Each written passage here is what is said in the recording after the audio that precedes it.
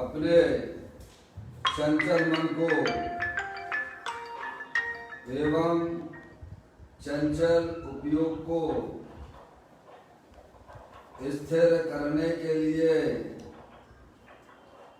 जिनवाणी माता के माध्यम से अपनी वर्तमान ज्ञान की पर्याय में सम्यक वेद ज्ञान उत्पन्न करते हुए शरीर और शरीर से भिन्न जितने भी चेतन अचेतन पदार्थ हैं उनका मुझ भगवान आत्मा से किसी प्रकार का कोई संबंध नहीं है। इस प्रकार से समस्त पदार्थों में अपने संबंध की वृत्ति को छोड़ते हुए अंदर जो अखंड ज्ञान ज्योति स्वरूप भगवान आत्मा है उसमें ही पर्याय का संबंध जोड़ते हुए मेरा ये भगवान आत्मा सदा काल शरीर आदि पर पदार्थों से भिन्न प्रगट अखंड ज्ञान ज्योति स्वरूप है। ऐसा अपने आप को जानो और अनुभव करो कि मैं तो तीनों काल शरीर आदि पर पदार्थों से भिन्न प्रगट अखंड ज्ञान ज्योति स्वरूप हूँ।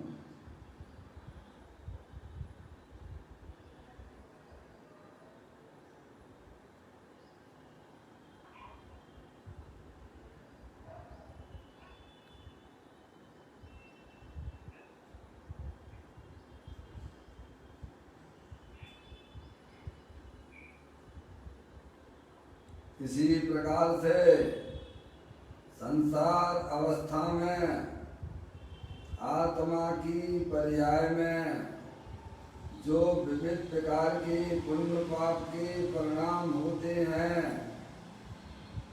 वे रागादिक परिणाम पर के लक्ष्य से होने वाले भाव हैं। वे हमारे आत्मा का स्वभाव नहीं है।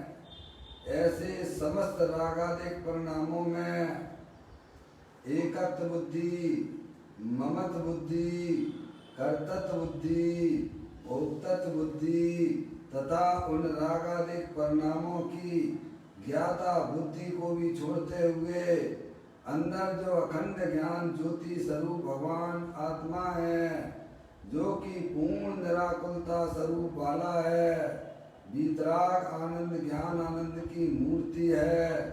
ऐसे ज्ञायक प्रभु परमात्मा में शरीर राग आदि का लक्ष्य छोड़ते हुए मैं तो पूर्ण अतीन्द्रिय आनंद स्वरूप भगवान आत्मा हूँ। ऐसा अपने आप को जानो और अनुभव करो कि मैं तो इस विश्व का सबसे सुखी प्राणी अतीन्द्रिय आनंद स्वरूप वस्तु हूँ। मैं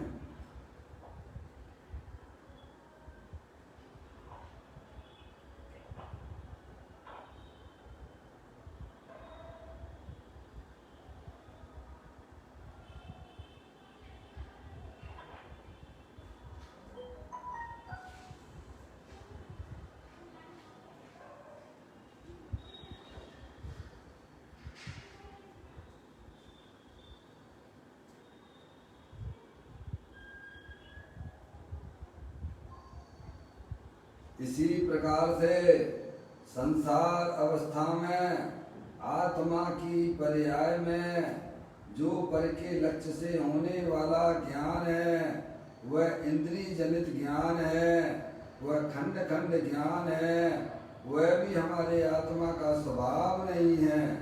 इस प्रकार से शरीर रागादिक परिणतियाँ और परिलक्षी ज्ञान की पर्याय से भी भिन्न मैं तो एकमात्र अखंड ज्ञान ज्योति स्वरूप भगवान आत्मा हूँ। ऐसा अपने आप को जानो और अनुभव करो कि मैं तो तीनों काल अखंड ज्ञान ज्योति स्वरूप भगवान आत्मा हूँ।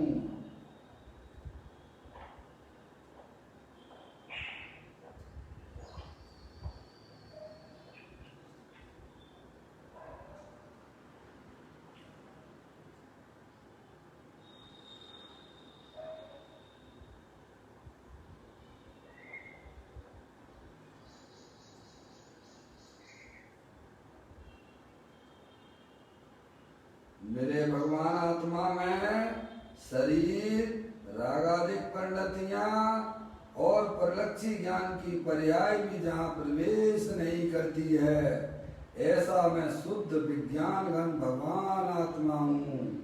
ऐसा अपने आप को जानो और अनुभव करो कि मैं तो तीनों काल शुद्ध विज्ञान घन भगवान आत्मा हूँ।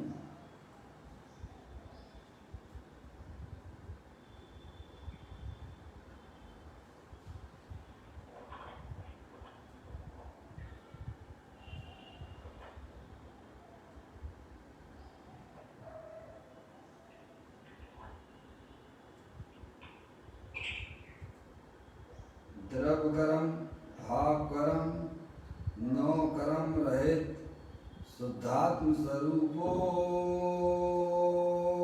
हम।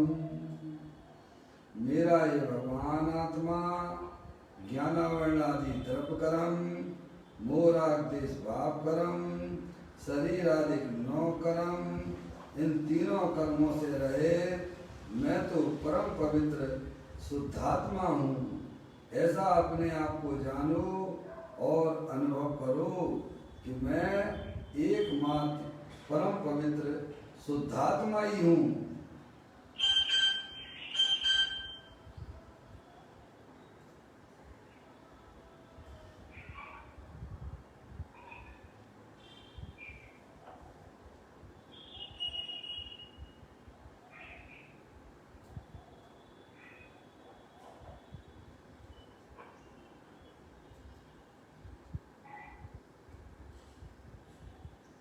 ओम नमः सिद्धेव्या। ओम नमः सिद्धेव्या। ओम नमः सिद्धेव्या। चिंतामणि सम स्वयं का चैतन्य तत्व महान है। निज का करूं मैं चिंतवन, निज का करूं श्रद्धानु मैं। शुद्धात्मा ही देव है जो गुण अनंत निधान है। मैं स्वानुभव में देख लूं आत्मा स्वयं भगवान है। मैं स्वानुभव में देख लूं आत्मा स्वयं भगवान है।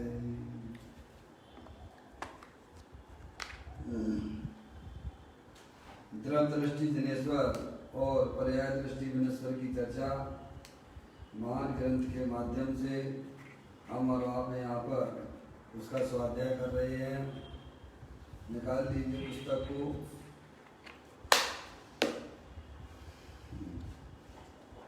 आज का बोल है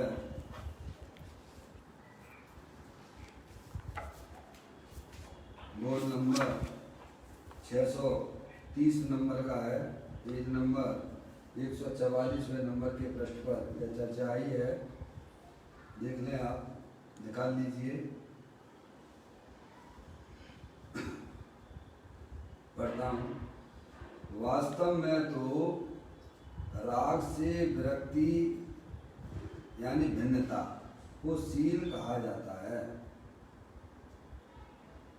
ऐसा शील नरक में भी वेदना को नहीं गिनता। यह तो अत्यंत धैर्य पूर्वक समझने जैसा है।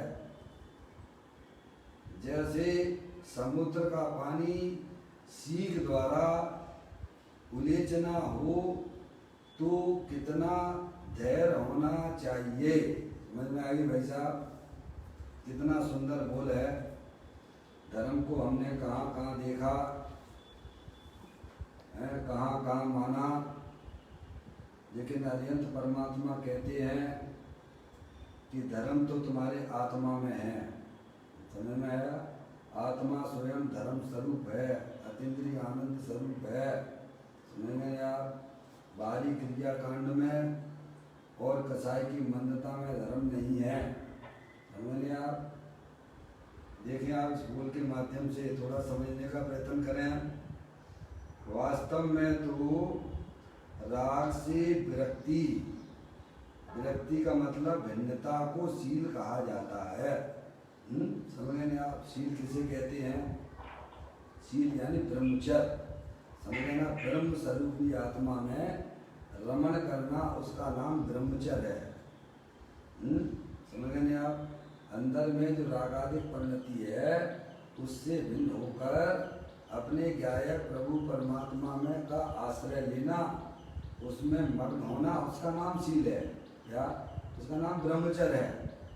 हम बाहर से तो ब्रह्मचारी हो जाते हैं, समझ में आए, लेकिन रागादिक से भिन्न नहीं कर पाते हैं। ऐसा हमारा आत्मा अनंत बार मुनि वृद्धार अनंत बार फिर को उपजायो ते निज आत्म ज्ञान बिना सुख लेस न पायो।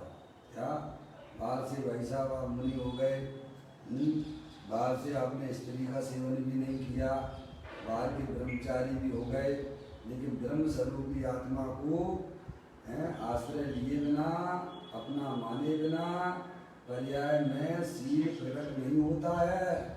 क्या भैया समझ ये बता रहे हैं यहाँ पर? समझ नहीं आप? अरे कोई स्त्री है वो केवल मात्र अपने पति को चाहती है, उसी को तो सती क्या बोलते हो? सती व्रता बोलते हो ना, शीलवान स्त्री बोलते हो ना। जैसे सीता थी ना, राम के अलावा किसी पुरुष को चाहती थी क्या? चाहती थी क्या? अगर वो चाहती होती तो वो जो है सीता जो है ना शीलवती नहीं कहलाती।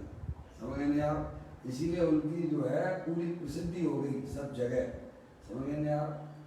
ऐसे ही अपनी जो आत्मा की जो पर्याय है वह किसी को ना चाहे, किसी को बाहर में किसी को ना चाहे, और यहाँ तक कि आत्मा की पर्याय में होने वाले रागादिक परिणामों की भी उसे रुचि ना हो।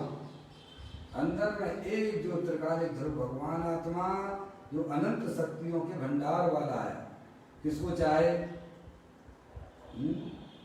जो परम पवित्र पड़ा हुआ है, जिसने कभी भी शरीर रागादि को स्पर्श नहीं किया है, ऐसा परम पवित्र आत्मा को जो आश्रय लेती है पर्याय, उसे कहते हैं शीलवती।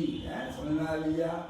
ऐसा काम जो है नरक के नार की जीव भी कर लेते हैं, भले ही उनकी पर्याय में, भले ही संयोग में कैसा भी दुख वेदना होती हो, एक दाना भी उन्हें खाने के लिए नहीं मिलता है, एक बूंद पानी नहीं मिलता है, लेकिन वहाँ भी सम्यक दृष्टि जीव राग से भिन्न, उस बाहरी प्रतिकूलताओं से भी भिन्न, अंदर में रागादिक परिणतियों से भी भिन्न अपने ज्ञाय प्रभु परमात्मा का आश्रय लेता है। उसका नाम धर्म है। ये इस बोल में बता रहे। देखिए आप पढ़िए, वास्तव में तो वास्तव में यानी हकीकत में, समझेंगे आप? वास्तव में तो राग से विरक्ति भिन्नता को शील कहा जाता है। अब राग से तो आप समझ ही गए होंगे, राग तो दो प्रकार का होता है। एक अशुभ राग होता है, एक शुभ राग होता है। अशुभ राग की तो, अशुभ राग को तो अपन भाई साहब धर्म समझ के छोड़ ही देते हैं। अंदर में वासना तब भी पड़ी रहती है। समझ में आया कि नहीं आया? बाहरी प्रदर्शन से तो यह जीव चलो भैया धर्म में लगे हुए हैं, तो जो है ना पाप के कार्यों में निर्वृत्ति प्राप्त कर लेता है। अंदर से निर्वृत्ति नहीं हुई है उसे, अंदर में पूरी की पूरी वासनाएं बिल्कुल जल रही हैं। क्या कहा भाई साहब? चलो कसाई की मंदता हुई, भगवान की भक्ति की, पूजा की, व्रत आदि पाल लिया, समझ में आया? ऐसी कसाई के मंद परिणाम भी हुए, पर उनसे उसने क्या माना कि ऐसे करते करते हमारा कल्याण हो जाएगा। ये यहाँ पर उसके अभिप्राय की भूल पकड़ी जाती है। समझ में आया भैया? ज्ञानी कहते हैं भाई साहब पराश्रित किसी भी को भी है भाई साहब पर्याय में आनंद की प्राप्ति नहीं होती है। अरे पराधीन सपनू सुख नाही, अरे राग की आंखें ही बाहर खुलती हैं। क्या कहा? चाहे वह अशुभ राग हो और चाहे वह शुभ राग हो, सब पराधीन वृत्ति वाला है। यहाँ तो हमें ज्ञानी यह समझाते हैं कि राग से भिन्न होकर क्या बोलो, इसमें कितनी आपको गंभीरता चाहिए, इसका दृष्टांत भी आगे दिया गया है। हम तो सोचते हैं कैसे हंसी मजाक खाते पीते कैसे हमें समय गए पंच इंद्रिय के विषयों में आनंद मानते मानते हमको हो जाएगा। है भाई साहब, ऐसा बिल्कुल नहीं होता है। ये अनादि काल का केस है, समझे आप। ये मनुष्य पर्याय मिली है तो पर्याय में थोड़ा गंभीरता लाने की कोशिश करना, समझे। आत्म कल्याण करना हो तो भाई साहब, नहीं तो जो है कोई बात ही नहीं है, वो तो अनादि काल से चले ही आ रहा है। देखो यहाँ कितनी बात करते हैं। वास्तव में तो राग से विरक्ति भिन्नता को शील कहा जाता है, जिसने अंदर में होने वाले रागादिक परिणामों की जिसने रुचि छोड़ दी है, और अंदर जो त्रिकालिक ध्रुव भगवान आत्मा जो अनंत शक्तियों के भंडार वाला है, उसकी रुचि जिसके अंदर में जागृत हुई है। क्या कहा भाई साहब? आगे बात समझ में है? राग की भी रुचि छोड़कर, राग से भी भिन्न होकर, अंदर जो त्रिकालिक ध्रुव भगवान आत्मा जो ज्ञानानंद मूर्ति है, समझे, जिसमें कभी कुछ होता नहीं है, ऐसा गैर प्रभु परमात्मा की दृष्टि जिसको होती है। कहाँ से कहाँ ऑपरेशन चल रहा है आपका। अब बाहरी क्रियाओं की यहाँ कहाँ बात आ गई भाई साहब? बाहरी क्रिया है तो शरीर की है, वो आत्मा की है क्या? आत्मा की क्रिया जानन क्रिया है भाई साहब, हैं। और व्यवहार न से कहो तो रागादिक पर्याय है। शरीर कौन सी क्रिया है? आत्मा की। भैया, तो यहाँ यह बताया जा रहा है कि वास्तव में तो राग से विरक्ति होना चाहिए। हमारी पर्याय में आज तक क्या भाई साहब इतने समय हो गए हैं, अंदर में राग से विरक्ति नहीं हुई है। हमने दुकान छोड़ी, मकान छोड़ा, रुपया पैसा छोड़ा, अनंत पार छोड़ा, पर वो छोड़ा क्या? राग छोड़ा क्या? राग तो जो का त्यों पड़ा हुआ है।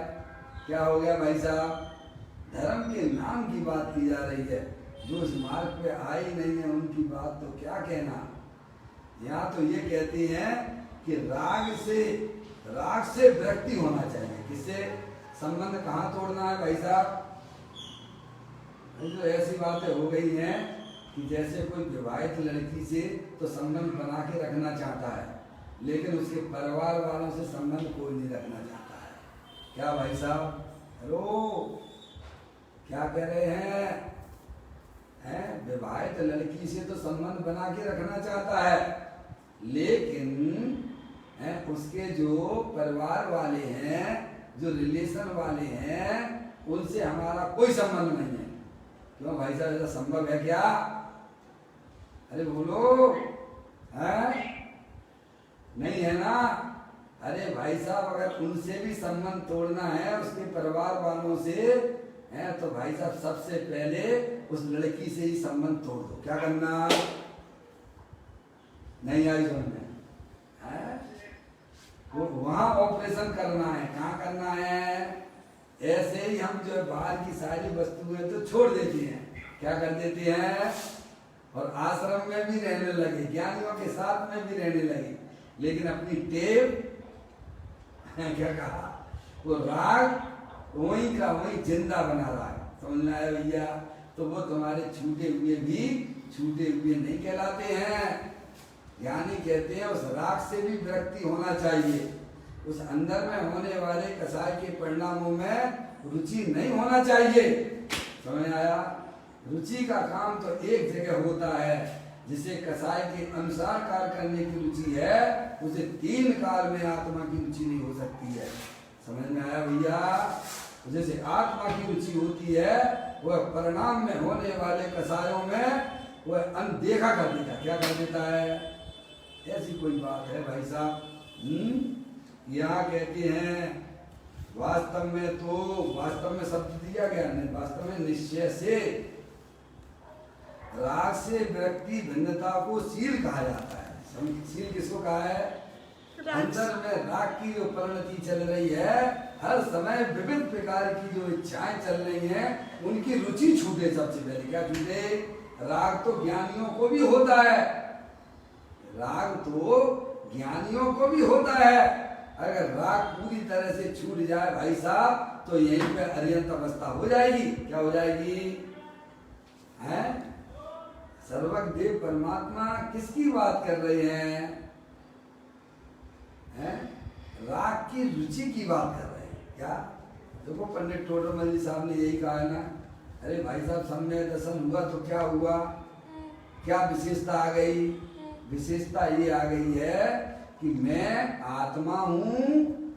क्या है? मैं मनुष्य नहीं हूँ, मैं स्त्री नहीं हूँ, और मुझे राग नहीं करना। क्या कहा? क्या कहा?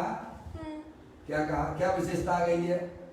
सम्यक दृष्टि जीव की पर्याय में क्या विशेषता आई है कि मैं मनुष्य नहीं हूँ, मैं स्त्री नहीं हूँ, मैं तो आत्मा हूँ। कौन हूँ मैं? और मुझे राग नहीं करना। समझ में आए भैया? हम अपने आप को आत्मा की बातें तो बहुत करते हैं, पर मानते अवश्य क्या है पर्याय में कि मैं स्त्री हूँ, मैं मनुष्य हूँ, और वहीं के वहीं राग बिल्कुल जिंदा बैठा रहता है। क्या कहा भाई साहब? वही फलता फूलता रहता है, संसार को बढ़ाया करता है। समझ में आया? अगर संसार की बेल अगर काटनी है, ये भव जन्म मरण का अभाव करना है, तो अंतरोन्मुखी उपयोग के द्वारा उस राग की नस काट दो। क्या करना भाई साहब? हैं? समझ में आया?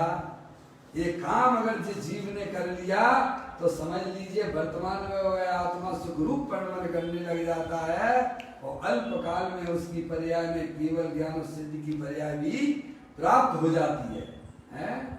देखो ये तो बताया किस प्रकार से, अब उसकी गंभीरता बताते हैं, कितनी गंभीरता है। उस बात को थोड़ा आप समझने की कोशिश करना। वास्तव में तो राग से विरक्ति भिन्नता को शील कहा जाता है। अगर राग से विरक्त हुआ है, तो पर्याय की रक्त हुई है कि नहीं हुई है? अरे भाई, पर्याय ने राग से भिन्नता जानी, तो कहीं भी तो संबंध जोड़ा होगा कि नहीं हो जोड़ा होगा उस पर्याय ने? तो अपनी क्या है? पूर्ण परमात्मा से जोड़ा। वो कैसा होगा? क्या है पूर्ण परमात्मा? जिसने आज तक पर द्रव्य प्रभावों को कभी भी स्पर्श किया नहीं है, ऐसा परम पवित्र भगवान आत्मा दे देवल में विराजमान है, तब वह पर्याय शील कहलाती है। क्या है? तब उसको क्या कहते हैं? तब वह शीलवती हो जाती है। समझ आप? अब देखिएगा आगे कहते हैं, ऐसा शील नरक में भी वेदना को नहीं गिनता है। ये है बात। समझ गए आप भाई साहब? जैसे हमारे जो है पैसे की कमाई करने वाले लोग हैं, जब उनका बिजनेस चलता है ना, अजय भैया, अजय भाई लाइन पर है क्या? हाँ, मैं बस इतना ही थोड़ा सुनना चाहता हूँ, आप सुन रहे हैं हमको। जैसे कोई पैसा कमाने वाला व्यक्ति है, सीजन के टाइम पर खाना पीना भी को गिनता है क्या? नहीं है? बोलो। सामने लाइन लगी हो, लोग खरीदार करने वाले खड़े हों, तो वह जो है खाना पीना भी भूल जाता है। समझ में आया भैया? ऐसे ही ज्ञानी जीवों को उनकी पर्याय में उन्हें तो अपनी शुद्धता प्रकट करने में इतनी रुचि हो गई है कि बाहर की वेदना को भी वह गिनते नहीं है। समझ में आया भैया? ऐसा कोई अद्भुत चमत्कार होता है। जैसे अज्ञानी जीव है, जहाँ कमाई हो रही हो वहाँ सबको छोड़ के जब पैसे को बढ़ोतरी में लगा रहता है, ऐसे ही ज्ञानी जीव की जब पर्याय, चाहे भले ही नरक जैसा भी प्रतिकूलता हो, है भाई साहब, उसे तो अपनी पर्याय में निरंतर वृद्धिगत करता रहता है। क्या है? वो उसकी वास्तविक कमाई हुआ करती है। फिर ये जो है बाहर की जो है भाई साहब खाना पीना, अरे हो जाए, मिल जाए तो मिल जाए, नहीं मिल जाए तो नहीं मिल जाए, कोई हमारा भोजन से जीवन चलता नहीं है। समझ में आए? इस प्रकार की बाहर की प्रतिकूलताओं को भी नार की सम्यक दृष्टि जीव भी गिनता नहीं है। ऐसा चमत्कारिक तत्व की उसे प्राप्ति होती है। समझ में आए भैया? देखो यहाँ लिखते हैं ऐसा शील समय दृष्टि की बात है। समझ में आप? मिथ्या दृष्टि जीवों की बात नहीं है। ऐसा शील नरक में भी, समझ गए नहीं आप? ऐसा शील नरक में भी वेदना को नहीं गिनता है। अब देखो अपन पढ़ते हैं चतुर्गति के दुख, अपन छेड़ाला के माध्यम से पढ़ते हैं तो सुनते ही अपन को कैसा लगता है? ओ इतनी भयंकर सर्दी, इतनी भयंकर गर्मी कि लोहे के समान गोला भी गल जावे। ओ भैया हमें तो यहाँ भी सहन नहीं होती है। नेक थोड़ा सा भी अगर आ जाए ना है तो देखो कैसे हमारे हाथ हो गए, कैसी हो गई, क्या हो गया, नेक में रोने लग जाते हैं भाई साहब। और इससे अनंत गुनी वहां पर प्रतिकूलता होती है। समझ में आ गई नहीं आई भैया? ऐसी महाप्रतिकूलता होने पर भी वह सम्यक दृष्टि जीव अपने आत्मा की पर्याय में बढ़ोतरी करता रहता है। क्या कहा? उसको भी निग्लेक्ट कर देता है, उपेक्षित कर देता है। देखा आपने? अपने आप को पर्याय में इतना अच्छा तैयार करना पड़ेगा। सत्य बोलता हूं मैं, क्या भाई साहब? कहते हैं ऐसा शील नरक में भी वेदना को नहीं गिनता है। भाई साहब आगे सुने। अब तो थोड़े थोड़े में क्या हो जाता है। एक बार मैं वहां गया था, मैं बारामती महाराष्ट्र में है। कहाँ पर है? महाराष्ट्र में बारामती। दो ही माता जी वहाँ रहती हैं। समझ गए नहीं आप? उनसे चर्चा के लिए गए थे हम, 8-10 विद्वान गए थे। समझ गए नहीं आप? और हमारे साथ के जो व्यक्ति एक था, हमारे साथ का एक जो व्यक्ति था, ध्यान दो बेटे क्या कह रहा हूँ, आपके साथ में जो हमारे 8-10 लोग थे, हम लोग विद्वान लोगों में एक वो व्यक्ति नॉर्मल था। समझ गए ना? लेकिन था बहुत था तो अभ्यासी। समझ गए आप? तो वो मेरे से कहता था कि बड़ी गर्मी लग रही, शास्त्र सुन के आया, वो मुझे बड़ी गर्मी लग रही है, पंखा चालू करो। अनिल तुम पंखा चालू करो। बहुत उम्र का बड़ा था, समझ आया।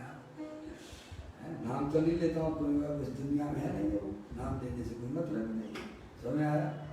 तो मैंने कहा भाई साहब जरा थोड़ा जिनवाणी सुन के आए हो, थोड़ा सहन शक्ति रखिएगा।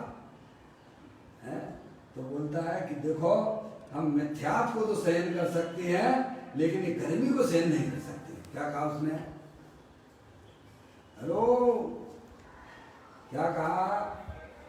तो क्या बोलता है कि मिथ्यात्व को तो हम सहन कर सकते हैं पर ये गर्मी हमें बाहर की सहन होती नहीं है। बोलो ना तो मिथ्यात्व को समझता है और ना बाहर की गर्मी को समझता है।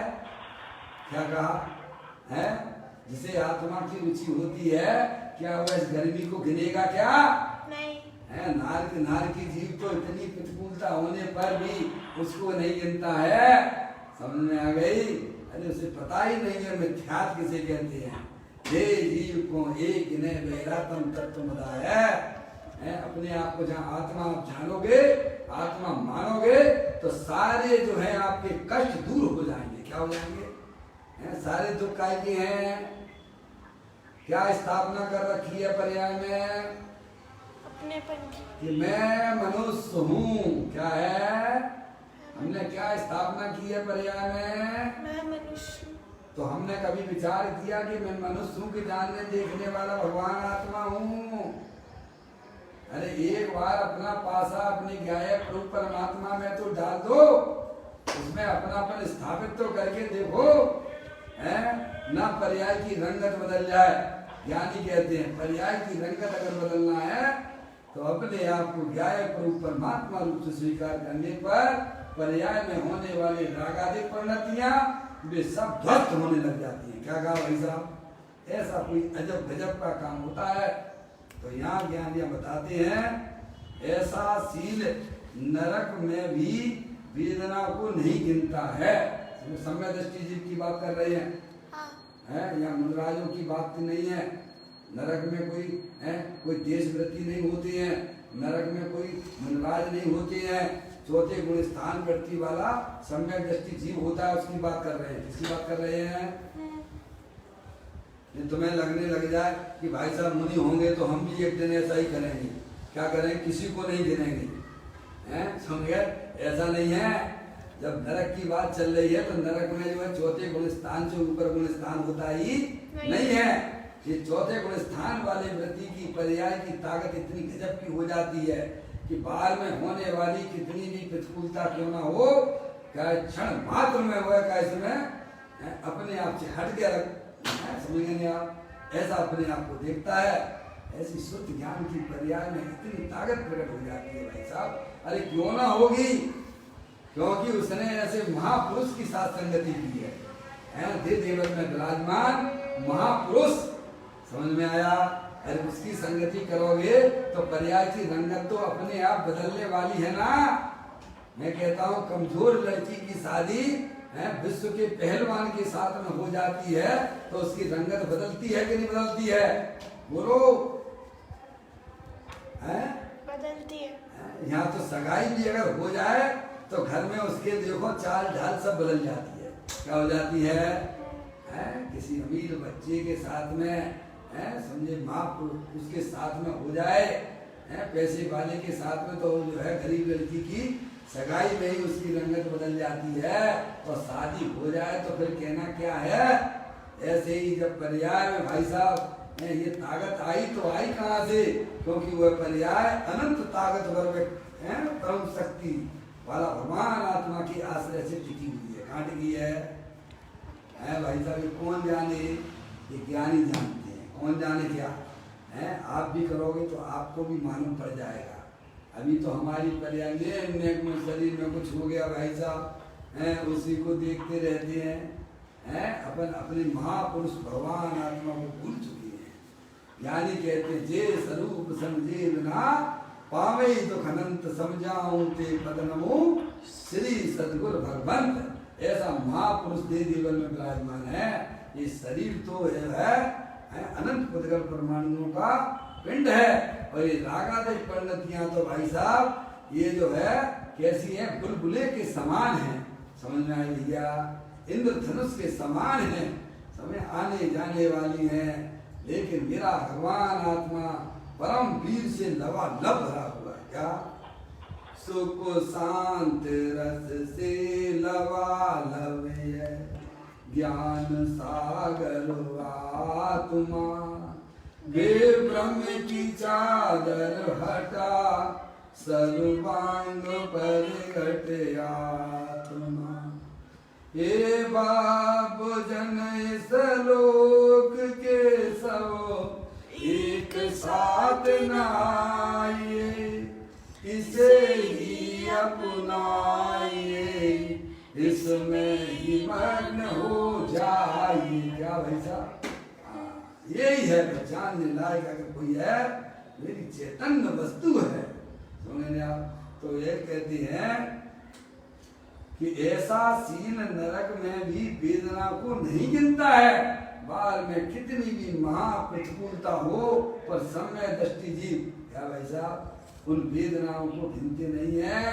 इतनी निराकुलता तो नार की जीव समय दृष्टि भी ले लेता है। बोलो हमारे पास में ऐसी कौन सी प्रतिकूलता है ये बताओ। अब कहा करने से हमारा बच्चा मानता ही नहीं है, हमारी सुनते ही नहीं है, तो तुम भाई कायले मनवाना चाहते हो, क्यों सुनाना चाहते हो? वह भी तो भगवान आत्मा है ना भाई साहब। तुम क्यों किसी को पर सीधा लिखा हुआ है वहां पर मोक्ष मार्ग प्रकाशक में, एक द्रव दूसरे द्रव को परमा सकता नहीं है, और पढ़वाने का भाव मिथ्या भाव है। क्या है? हमारी इच्छा के अनुसार काम करे पर द्रव तो ठीक, और ना करे तो भाई साहब मिथ्या दर्शन का तीव्र हृदय समझना। समझ में आया? तुम हो कौन पढ़वाने वाले? पहले तो विचार करो।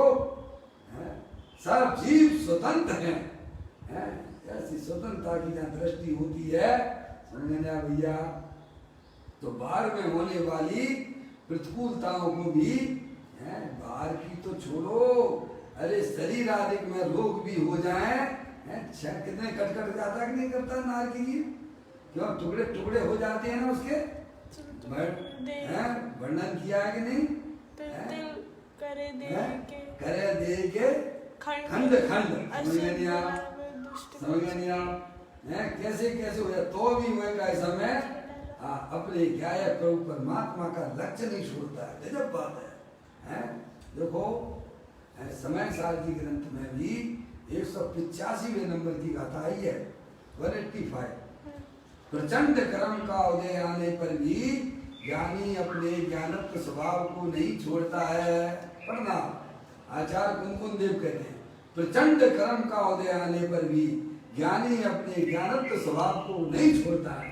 ऐसे ही नार की जीव सम्य दृष्टि जीव भी कितनी भी प्रतिकूलता आने पर अपने ज्ञानत्व स्वभाव को कभी नहीं छोड़ता, अपने शील को हमेशा सुरक्षित रखता है। समझ आए भैया?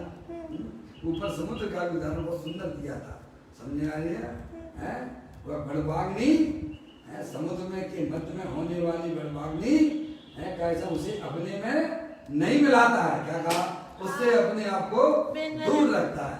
ऐसे ज्ञानी जीव भी अंदर में होने वाली ये बड़वाग्नि राग रूपी बड़वाग्नि, क्या भाई साहब आग है कि नहीं है वो है? अरे बोलो पूजा में पढ़ते जरूर हो पर भाव भाषण बिल्कुल भी नहीं करते हो। सो असुर की ज्वाला से झुलसा है मेरा अंतस्तर। समझ में आया? समुद्र तो जो है भाई साहब अथाह शीतलता का भंडार है और उसके बीच में होने वाली जो बड़वाग्नि है ना वह आग को भिन्न ही रखता है। ऐसे ही ज्ञानी जीव समुद्र के समान है, ज्ञान समुद्र है और उसमें उठने वाली रागादिक रूपी बड़वाग्नि उससे अपने आत्मा को भिन्न देखता है। क्या समझ आई? ऐसी कोई बातें हैं भाई साहब जो हमारे ज्ञान में से रह गई हैं। इस मनुष्य पर्याय में आए हो तो इन बातों को समझकर राग आदि से भिन्न होने का हमारा प्रयत्न रहे, राग की रुचि छूटे। देखो अब देखिएगा, आप ऐसा शील नरक में भी वेदना को नहीं गिनता। बताइए आप जिसे अपने आत्म कल्याण की पड़ी हुई है वो क्यों गिनेगा? अरे होने दो ना, हमको मालूम है ना ये सब हमारे कर्म के उदय में होने वाली चीजें। हाथी तो अपनी चाल चलता है, कुत्ते तो भौंकते हैं। अरे बोलो ना भाई, अरे भैया हाथी तो अपनी मस्तानी चाल में चलता है और कुत्ते लोग अरे बोलते ही नहीं हो आप लोग भाई, थोड़ा सहयोग तो किया करो भाई। हाथी अपनी मस्त चाल में चलता है और कुत्ते लोग भौंकते रहते हैं। ऐसे ही ज्ञानी अपनी मस्त चाल में चलता है, अपने गायक प्रभु परमात्मा का लक्ष्य करके मस्त चाल में चलता है और कर्म रूपी कुत्ते इसीलिए वह गिनता ही नहीं है। ऐसा कोई स्वरूप है उसमें कोई कुछ नहीं कर सकता। क्या कहा भाई साहब? ऐसा वस्तु स्वरूप है। देखिएगा आगे क्या और कहते हैं, ऐसे शील नरक में भी, ऐसा शील नरक में भी वेदना को नहीं गिनता है भाई साहब। अब देखिए आगे सुनिए आप, बहुत महत्वपूर्ण बात आ रही है। यह तो अत्यंत धैर्य पूर्वक समझने जैसा है। कैसे? धैर्यता पूर्वक समझ गए आप, वीर वीर गंभीर होकर समझना चाहिए। ये जिनेन देव के बताया हुआ वाला मार्ग है जो हमारी पर्याय में अपरिचित रूप से रहा है। समझ में आया भैया? अपन डॉक्टर के पास जाते हैं अपना इलाज कराने के लिए, जब भयंकर बीमारी हो जाती है, कोरोना वायरस हो गया तो क्या करना, कितनी धैर्यता रखते हो आप? बोलो और यहाँ धर्म के मार्ग पे कितनी हमारा उछलापन रहता है पर्याय में, बोलिएगा। देखो यह तो अत्यंत अत्यंत शब्द लगा है, धैर्य नहीं लगा, अत्यंत धैर्य पूर्वक समझने जैसा है। कैसी धैर्यता होना चाहिए वो भी बताते हैं। वो धैर्यता पर्याय की है कि वो द्रव्य की है? क्या कहा? जो ये धैर्यता बताई जा रही अत्यंत धैर्य पूर्वक, तो वो द्रव्य की बात चल रही है कि वह पर्याय की बात चल रही है? क्या समझे भाई? अरे भाई बोलो, पर्याय की बात चल रही है। बहुत सुंदर बात आपने, बहुत बढ़िया बात की, बहुत अच्छी बात की है। नहीं बहुत सुंदर बात है। पर्याय में धैर्यता आना चाहिए, धीर वीर गंभीर बनाना चाहिए। कहती हैं यह तो अत्यंत धैर्य पूर्वक समझने जैसा है। समझने आप, जल्दबाजी का नहीं कि भाई साहब हम ये भी कर लें, हम वो भी कर लें, धर्म भी सुनते जाएं और खाना भी बनाते जाएं। क्या भाई साहब, शांति से बैठो भाई साहब, थोड़ा समय निकालिए, आप एकांत में बैठिए, कुछ जिनवाणी को सुनिए। ये कहा गया है, ताई सुनो भाई मन तेर आन, जो चाहो अपनो कल्याण। अरे चंचल मन से भाई साहब लौकिक के कार्य नहीं होते हैं तो धर्म का काम कैसे हो जाएगा? चंचल मन से बताओ, है नहीं आई समझ में? चंचल उपयोग से भाई साहब कहते हैं ना भैया, क्या कहते हैं लौकिक में, भैया जल्दबाजी का काम तो इंसान का नहीं शैतान का होता है। किसका होता है? अरे क्या कह रहे हैं? लौकिक में कहावत है, जल्दबाजी का काम जो है शैतान का है, इंसान का नहीं है। जब लौकिक के काम जो है चंचल उपयोग से सत्य नहीं है तो ये धर्म का मार्ग में कितनी पर्याय में गंभीरता चाहिए समझने में, और वह भी कैसी, उसका ऑपरेशन कहाँ करना है? अरूपी पदार्थ पे करना है। कहाँ करने हैं? अरूपी पदार्थ। देखो ये जो रोग चल रहा है ना, कोरोना वायरस है भाई साहब, उसका इलाज के लिए कितना धैर्यता होती है, कितना उसका इलाज डॉक्टर करता है, समझेगा? इतना ये तो रूपी है और हमें इलाज करना कहाँ पे? अरूपी पदार्थ पे अपने ज्ञान को ले जाना। कहाँ ले जाना है? समझो कितनी धीर गंभीरता चाहिए। उसका उदाहरण देके यहाँ समझाते हैं, आप थोड़ा समझने की कोशिश करें। यह तो अत्यंत धैर्य पूर्वक समझने जैसा है, यानी चंचल उपयोग से अनंत परमात्मा के द्वारा जो बताया गया तत्व है वह हमें बिल्कुल भी समझ में नहीं आएगा।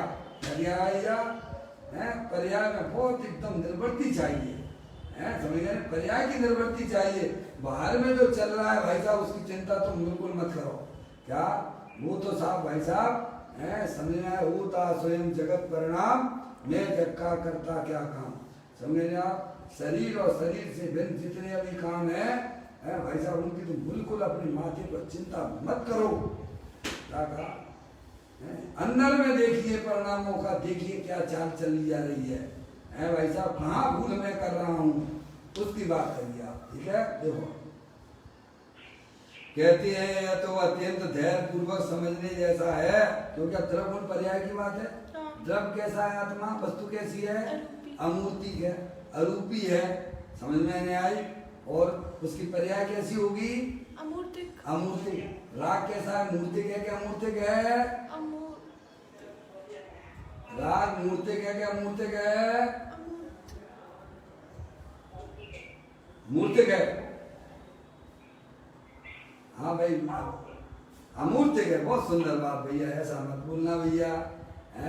मूर्तिक कहा गया है वह किसी अपेक्षा से कहा गया है, वह पुद्गल का लक्ष्य करता है, इसीलिए राग को मूर्तिक कह दिया गया है। वास्तव में राग तो अमूर्तिक है। ऐसा है?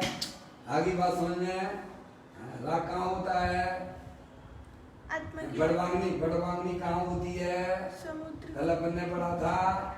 बड़वांगनी कहाँ पैदा होती है? समुद्र के मध्य में है, समुद्र में होती है। समझ में आया? और ऐसे ही रागादिक परिणाम कहाँ होती है भाई साहब? आत्मा की पर्याय में, आत्मा में होती है भाई। इतना तो पक्का निर्णय करके चलो। अरे अपेक्षाओं को ना समझोगे तो भाई साहब स्वच्छंदी भी हो जाओगे साथ में। समझ में आया भैया? देखिएगा यह तो अत्यंत धैर्य पूर्वक समझने जैसा है। कैसा समझने जैसा? अब आगे बताती है। जैसे समुद्र का पानी सीख द्वारा उलेचना हो तो कितना धैर्य होना चाहिए। कितनी बात कर दी भाई साहब। यहाँ भी समुद्र का पानी ले लिया है और किसके द्वारा निकालना है? सीख। झाड़ू की सीख होती है ना? अरे भाई सीख है ना? है? समझ में आएगी नहीं आई? और हमें वह समुद्र खाली करना है। क्या करना है? अच्छा, सीख से पकड़ पकड़। हाँ, समुद्र का पानी हमें खींच के वहां से निकाल के दूसरी जगह डालना है। तो कितनी गंभीरता होती है, उसमें पानी की बूंद आए और उसे डालना। ऐसा नहीं है तो लिया और हाथ से टपक जाएगा क्या? नहीं। उदाहरण कितना गजब का दिया है। पर्याय में गंभीरता कितनी होना चाहिए अजय भाई? क्या है? ज्ञानियों की पर्याय में तो गंभीरता ऐसी होती है क्योंकि अनादि काल का ये केस है जो आज तक सुलझा नहीं है। समझ में आई भैया? इसलिए ज्ञानी पर्याय में बहुत गंभीर हुआ करते हैं। समझ रहे आप? तो वे जो है ये कहते हैं कि जैसे समुद्र का पानी सीख द्वारा, किसके द्वारा? सीख यानी समझे बारीक वो जो लकड़ी, झाड़ू, आप उस झाड़ू की सीख होती, सीख तो उसी को बोलते हैं हमारे भिंडी की तरफ में, है भाई समझे ना? सीख द्वारा है वो उलेचना हो यानी उसे खाली करना हो। क्या करना? वहां से उसको उलेचना हो। समझेंगे आप? हैं? तो कहते उलेचना हो तो कितना धैर्य होना चाहिए, समझे ना? कितनी धैर्यता जरूर होती है, समझ? और ऐसे ऐसे करो, जल्दी करो तो पानी क्या उलीचा जाएगा क्या? नहीं। है कितने साध के आप ले जाओगे एक बूंद को जो सीख पे आ गया है और उसे आराम से शांति से वहां पे छोड़ना पड़ेगा। ऐसे ही उलीचना है ना, खाली करना है ना समुद्र को, इतनी धीर गंभीर तरह पर्याय में होती है ज्ञानियों के। समझ गए? उसका जो है ज्ञान है ऐसा नहीं होता है हल्का फुल्का। समझ गया? वो छोटे थोड़ा बहुत ज्ञान कर लिया और वो समझता कि मैं छोड़ा कर सकली, 2-4 शास्त्र भी पढ़ लिए, गाथाएं भी याद कर ली भाई साहब, लोगों को सुना भी दिया। ये चंचल उपयोग वालों को कभी भी अपनी आत्मा मिलने वाली नहीं है। धीर गंभीर जो होते हैं पर्याय में उन्हें वह आत्मा की प्राप्ति हो जाती है। इस प्रकार से भाई साहब अपने उपयोग की चंचलता है वो सम्यक वेद ज्ञान के द्वारा पॉसिबल होती है, जिसे अंदर में अपने आत्म कल्याण करना है। इस मनुष्य पर्याय में क्या करना है? इस मनुष्य पर्याय में केवल एक ही हमारा एजेंडा हो, दूसरे हमारी ज्ञान की पर्याय में किसी प्रकार का भार ना हो। मुझे तो इस पर्याय में एन प्रकार से अपनी आत्मा का कल्याण करना है और अपनी आत्मा में जो अनंत शक्ति आत्मा में भरी हुई है उसे हमें बस पर्याय में व्यक्त करना है, प्रकट करना है। हमें बस इसने ये ठान ली है वह जीव इस भव सागर से तर जाएगा। समझ में आई भाई साहब? इस प्रकार से यहाँ पर्याय की गंभीरता को बताते हुए ज्ञानी कहते हैं जिनवाणी माता को ध्यान से सुनना चाहिए, चंचल उपयोग से बिल्कुल नहीं सुनना चाहिए। आप दूसरा काम कर लीजिए और फिर बैठिए, नहीं तो क्या हो जाएगा। हमारे एक साथी थे, उनका नियम था कि सामायिक करने का। क्या काम था? सामायिक करने। रहा हूँ ना, ब्रह्मचर्य आश्रम में रहा हूँ ना, आप सब समझ आया भैया? सामायिक करते थे, भोजन करने के बाद सामायिक करते थे। तो मैं उन्हें देखता था, बिल्कुल पहले तो ऐसे बैठेंगे, सीधे बैठ गए रीढ़ की हड्डी को करके और धीरे धीरे कौन सा आसन होता है रामदेव का मुझे नहीं मालूम, वो पूरा जो है भाई साहब सिर कहाँ आ जाता है, पैरों तरफ आ जाता है भाई साहब। तो तुमने एक नियम बना लिया कि सामायिक इसका नाम है। समझ में क्या हो गया? तो वो दोष हो गया, कितना बड़ा दोष हो गया। आप ऐसे हम समझते हैं कि भाई चंचल मन से स्वाध्याय सुन रहे हैं, समझ गए? उपयोग में चंचलता हमने सुना, तो हमने समय साल जी आचार्य कुन देव की गाथा सुन ली, गुरुदेव श्री का एक प्रवचन मैंने सुन लिया। अरे एक प्रवचन सुनिए आप, लेकिन उपयोग में बिल्कुल भी चंचलता नहीं होना चाहिए।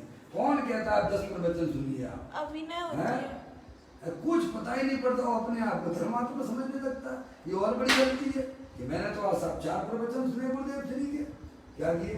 अरे एक प्रवचन तो शांति से सुनते, समझो उसमें द्रव का, गुण का, पर्याय का क्या स्वरूप बताया गया है।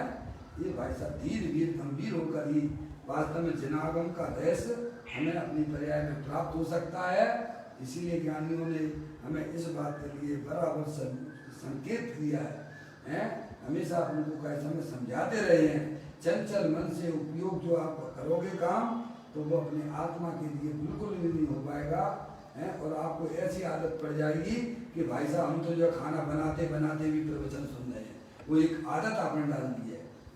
देखो पंडित जी साहब भी, ब्रह्मचारी रविंद्र जी भी कहते हैं देखो भैया ये टेप रिकॉर्डिंग मत करो। क्यों?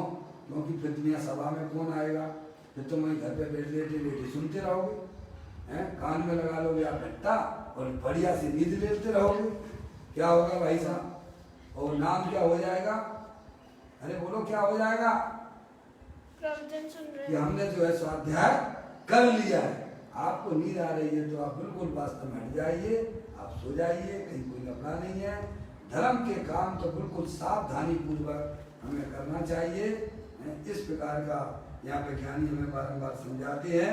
यही उन्होंने कहा है कि धैर्य पूर्वक है, समझ लिखा ना उसमें, ऐसा समुद्र का पानी सीख द्वारा उछेलना हो तो कितना धैर्य होना चाहिए, इतनी हमारी पर्याय की धीरे गंभीरता होना चाहिए। ये जिनेन्द्र देव शासन का मार्ग है जो हमें अपनी पर्याय में व्यवस्थित तरीके से समझते हुए, सम्यक वेद ज्ञान की ज्योति जलाते हुए, अंदर अपना भगवान आत्मा जो रागादिक प्रोन्नतियों से भी भिन्न है उसको भिन्न रूप से जानते हुए मैं एकमात्र अखंड ज्ञान ज्योति स्वरूप भगवान आत्मा हूँ। जब पर्याय का संबंध अपने त्रिकालिक ध्रुव भगवान आत्मा से हो जाता है, वहीं द्रव्य के अंदर जो शक्तियाँ थी उनकी पर्याय में व्यक्तता हो जाती है, प्रकटता हो जाती है। इसे ही अरिहंत परमात्मा धर्म कहते हैं। इस प्रकार ये चर्चा यहाँ पूरी करते हुए कल फिर एक नए बोल के साथ में अपन प्रारंभ करेंगे। अभी अपना समय हो गया। निज निधि निज में बताई ये अनंत